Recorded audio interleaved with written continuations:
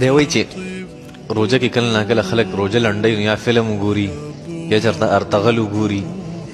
او یا چېرته څه مخکې کارټون څه نوم و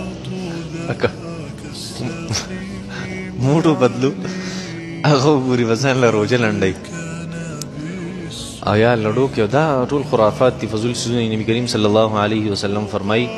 من لم يدع قول الزور والعمل به فليس لله حاجه في ان يدع طعامه وشرابه چا چې څومره خرافات دي غلط کارونه دي هغه په روژه کې فرې نه ښوده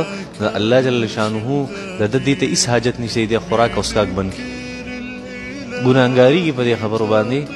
نور روژه خو یې کېږي ځکه روژه دې ته وایي روژه د دریو څیزونو نوم دی د خوراک څښاک مفطرات ثلاثه خوراک څښاک او کوروالی د دې نه خپل ځان ساتل دې ته څه ویلی شي دې ته صوم ویلی شي صحیح ده سړی پکې داسې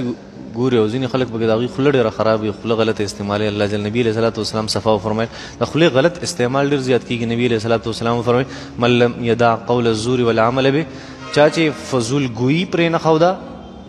او یې داسې عملونه پرې نه ښوده غلط نو فلیس لله حاجه الله جل شانو ته هېڅ حاجت نشته فی ان یدع طعامه وشرابه چې دی د خوراک او څښاک پرېږدي دې ته ضرورت نشته الله نبي علیه السلام فرمایي دا ډېره لویه ګناه ده چې دونه بهترین وخت الله جل شانو انسان له ورکړي دا خو د قرآن مجید میاشت ده انسان له پکار دي چې 24 ګنټې قرآن مجید له ورکړي